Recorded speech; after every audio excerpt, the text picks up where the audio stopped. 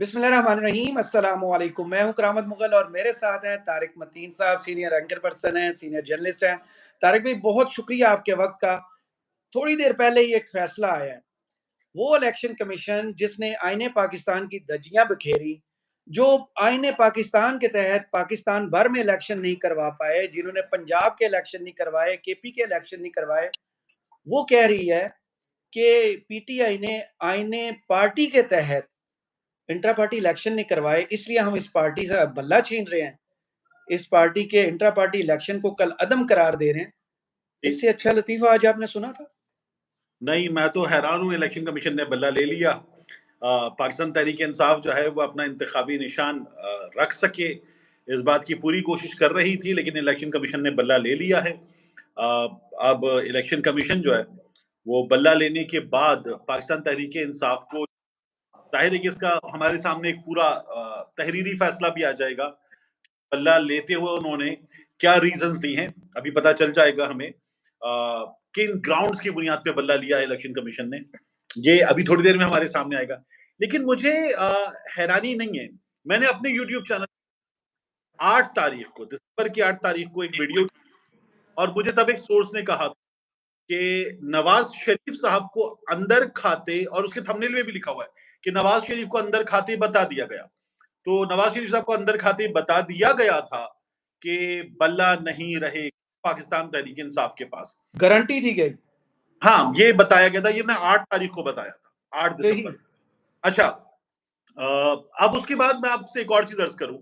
कल रात को अनवारुल्लाह काकड़ निगरान वजीर आजम जो है, जो नाजायज, गैर कानूनी, गैर आईनी, जायदुल मियाद काबिज वजीर आजम है इस वक्त, वो कल रात को मंसूर अली खान के इंटरव्यू में बैठ के कह रहे थे कि नहीं, इलेक्शन में पाकिस्तान तहरीक इंसाफ कैंडिडेट्स होंगे और उनके सपोर्टर्स उनको वोट कर सकेंगे, ये बताया जा रहा था।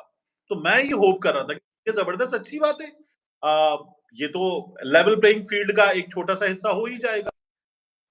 एक उससे थोड़ी सी ये चीज मिली कि शायद बल्ला हो सकता है। फिर जाहिद किशकोरी साहब बड़े सीनियर इन्वेस्टिगेटिव जर्नलिस्ट, उन्होंने खबर दी बल्ला होगा। फिर मैंने रात में कुछ लोगों को हिलाया जुलाया, खंगाला जरा सा, तो उन्होंने कहा नहीं, बल्ला मिल रहा है पाकिस्तान तहरीक इंसाफ को इंतखाबी निशान के तौर पर बल्ला मिल रहा है। मैंने उनसे ये कहा, मैंने कहा यार, जिस तरह की चीजें हो रही है ना, तो मैंने कहा उनसे मुझे यकीन नहीं आता कि ये बल्ला पाकिस्तान तहरीक इंसाफ को निशान के तौर पर मिलेगा। तो मैंने कहा बल्ला इलेक्शन कमीशन के लेगा। उन्होंने कहा नहीं, बल्ला पाकिस्तान तहरीक इंसाफ को निशान के तौर पे मिल जाएगा। मैंने कहा चलिए, मैं आपकी ये खबर अपने नाज़रीन को दे दूंगा कि सोर्सेज ये बता रहे, लेकिन साथ में मैं ये कहूंगा कि मेरा खदशा, मेरा डर इलेक्शन कमीशन ऑफ पाकिस्तान की तमाम हरकतों सकनात देखते हुए, जी हुजूरी देखते हुए, और सिस्टम की जी हुजूरी मियां नवाज शरीफ के लिए देखते हुए, मुझे लगता है कि ये बैड निशान पाकिस्तान के पास नहीं रहेगा, कद्दू भी नहीं। मैंने उनसे ये कहा, कहने लगे नहीं, ये रहेगा। उसके बाद मैंने ये खबर इसी तरह से अपने कि मेरा यकीन ये है कि नहीं होगा, सोर्सेज कह रहे होगा, और फिर उसके बाद हुआ ये कि बैड का निशान पाकिस्तान तहरीक इंसाफ के पास नहीं है, इलेक्शन कमीशन ने बल्ला ले लिया है। सही। दूसरा बताएं, ये आज सुप्रीम कोर्ट में जितनी छतरोल की गई मुंशी साहब की, इनके अमले की, इनके लॉयर्स की, उसका कितना बड़ा फैक्टर है? क्योंकि उसमें लेवल प्लेइंग फील्ड में कहा गया कि जिन लोगों से कागजात नामजदगी छीने जा रहे हैं, घरों पे छापे मारे जा रहे हैं, आरओज टाइम के मुताबिक या तो गायब हो जाते हैं या अपने दफ्तर को लॉक लगा के गायब हो जाते हैं। उस फैसले का कितना बड़ा फैक्टर है कि वो नहीं तो चलो ये गुर आजमाते हैं, अब इनसे बल्ला ले लेते हैं, इलेक्शंस में इनको आउट करने की एक और कोशिश करते हैं। आप देखिए, मुझे उसका जो है ना हिस्सा कम नजर आता है, क्योंकि वो इमरान खान साहब के हवाले से अगर एक फैसला है, तो इमरान खान साहब पर क्या असर होगा? क्या इमरान खान साहब बाहर? नहीं। हमारे यहाँ तो इसी बेंच की सरबराही करने वाले सरदार तारिक मसूद साहब पेशावर के हवाले से फैसला दिया था ना कि करो गिरफ्तार, तो गिरफ्तारियां हो रही थी, फिर उसके बाद हो रही हैं, और जहां गिरफ्तारियों से मना किया गया वहां भी हो रही है। तो कोई मना कर दे, कोई हाँ कर दे, कोई रोक ले, कोई इजाजत दे दे, फर्क क्या पड़ता है? सही। वो मुन्नू भाई कहते थे कि करना पैंदा है, हो नहीं जानता, करना करना पैंदा। बंद। तो वो सही। ये सिचुएशन, ये होना था, तो it was always on the cards. सही। बट इस तरह से किया जाएगा। आप देखिए कि नून लीग ने लिख कर दिया इलेक्शन कमीशन ऑफ पाकिस्तान को कि Shehbaz Sharif unopposed, Maryam Nawaz unopposed, Ahsan Iqbal unopposed, Atta Tarar additional secretary general unopposed, Maryam Aurangzeb unopposed, तमाम लोग अनअपोज्ड। तो उस पर कुछ कोई सवाल नहीं है। पाकिस्तान पीपल्स पार्टी पे कोई सवाल नहीं है। मतलब मैं तो फिर ऐसी कोई 70 के करीब आते हैं जिनसे पूछा ही नहीं गया कि भाई इलेक्शन क्या होता है, उनसे ओ पूछे। भाईजान, तारिक भाई, यहाँ तो ये भी हुआ है कि एक बंदा पार्टी रजिस्टर कराने आया, परवेज खटक साहब, हाँ, कि मैंने पीटीआई पार्लियामेंटेरियन के नाम से पार्टी रजिस्टर करानी है। एक ऑलरेडी मौजूद पार्टी उनके हवाले कर दी जाती है और ओहदेदारान भी बता दिए जाते हैं, आप पार्टी के सदर हैं, आप नायब सदर हैं, आप जनरल सेक्रेटरी हैं। यहाँ तो इलेक्शन कमीशन ने ये खिदमत भी दी है कि भाईजान हम हाजिर हैं, तो वो कबूल करो। तो देखिए बात यह है कि वो अपना काम कर रहे हैं ना, उनका काम है इंतखाबात के लिए फैसिलिटेट करना, मगर एक जमात को नहीं, सब जमातों को, और एक जमात को नहीं। तो वो अपना काम कर रहे हैं, वो अपना तरह से कर रहे थे, उसी तरह से करेंगे। सईद मेहदी साहब के दामाद जो कर सकते हैं, मियां नवाज शरीफ साहब के चहीते तरीन सईद मेहदी साहब के दामाद जो कर सकते हैं वो कर रहे हैं। इमरान खान साहब ने कुछ बहुत बुरी की थी कि एस्टैब्लिशमेंट ने इमरान को जो तोहफे दिए कि ये भी ले लें, ये भी ले लें, ये भी ले लें, तो इमरान खान साहब क्या कोई भी इनकार नहीं करता है, इमरान खान साहब भी इनकार नहीं कर सकते और तोहफे ले लिए। बाकी लोग क्या करते, जब तोहफा ले लेते, जब तोहफा लेना मजबूरी हो तो लेके वो रख देते अंदर।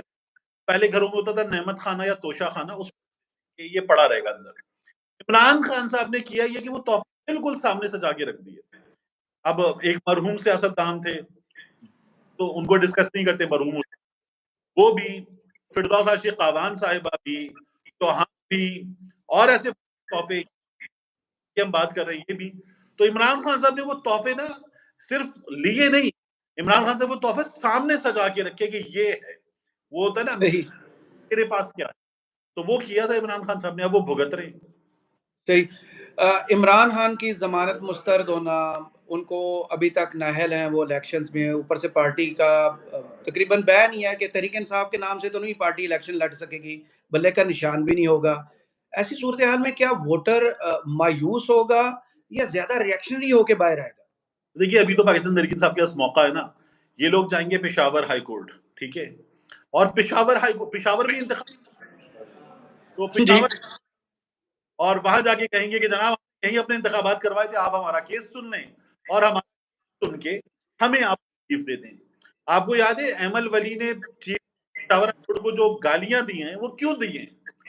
लोगों को अंदाजा था कि ये होगा, जी इसलिए आप वहां से भी फर्ज कर या बाज लोगों की, क्योंकि मैं लीगल की राय में जाना पड़ेगा, तो ये सुप्रीम कोर्ट से 100 प्याज 100 चप्पलें कह जी, रहा, चप्पलें जूते जरा, नहीं आपने कहा, आपने बिल्कुल जूते नहीं कहा। हाँ, तो वो जो है वो इस्तेमाल होगा और फिर पाकिस्तान तहरीक इंसाफ को बल्ला के बाद बतौर इंतखाबी निशान मिल सकता है। जो बल्ला इलेक्शन कमीशन ने ले लिया है वो पाकिस्तान तहरीक इंसाफ के पास बतौर इंतखाबी निशान वापस आ सकता है, इस बात का चांस है। तो सही 10 बजे तक का मौका है अभी। सही। इस फैसले के साथ पीटीआई के ओहदेदारान, जी जी जी, एक चीज और याद आ गई मुझे, हामिद मीर साहब ने अभी ट्विटर पे बताया कि अब पीटीआई वाले जो हैं वो इस सिलसिले में अदालत से रुजू कर सकेंगे मंगल को, क्योंकि एंड हो गया, फिर हफ्ता का दिन आ गया, फिर इतवार का दिन आएगा, पीर को बाबाए कौम कायदे आज़म अली जिन्ना रहमतुल्लाह अलैह उनका यौम विलादत है, तो आम तातील है, मंगल को रुजू करेंगे। तो मुझे याद आया कि अदालत तो रात को 12 बजे भी खुल जाती बोल है। नहीं हो तो। ठीक है, और कि अदालत तो अखबार में इश्तिहार भी दे देती है, जी, और अदालत इश्तिहार के लिए। देखो, एक है इलेक्शन कमीशन का एक्ट और एक है सुप्रीम कोर्ट का फैसला। हम उलझन में हैं, मखमसे में हैं, तो अगर किसी को रिलीफ चाहिए तो रिलीफ ले लो, रिलीफ हम हाजिर हैं बाबा। तो वो, तो देखिए अदालत तो ये भी करती है। सही। चेयरमैन पीटीआई तो नहीं रहे गौहर खान, कुदरत का आप इसे फैसला समझते हैं कि राइट नाउ इमरान खान फिर चेयरमैन पीटीआई राइट नाउ इस वक्त वो बन गए, ये कुदरत का फैसला है? अब देखिए इसमें एक और चीज़ है, देखने की चीज़ है। कुदरत के फैसले के साथ-साथ कुदरत तो जो है वो इद्दत की मुद्दत पे फैसला करेगा, ठीक है? ये कुदरत के फैसले का तो आपको बताऊँ, देखने की चीज़ है साफ वाले वो करेंगे क्या? वो ये भी कर सकते हैं कि वो जाएँ और कहें कि जनाब आप हमारा केस सुन लें और जब केस सुना जाएगा तो गौहर खान वाला सुना जाएगा या खान वाला सुना जाएगा। जी, ये बिल्कुल। चीज़ें ये भी कोई वकील ज़्यादा बेहतर बता सकेगा। सही। तो फ्यूचर अब क्या नज़र आ रहा है कि सारा डिपेंड कर रहा है पीटीआई का इलेक्शन मुस्तकबिल पेशावर हाई कोर्ट पे? पेशावर हाई कोर्ट डेफिनिटली वहाँ ये जाएँगे।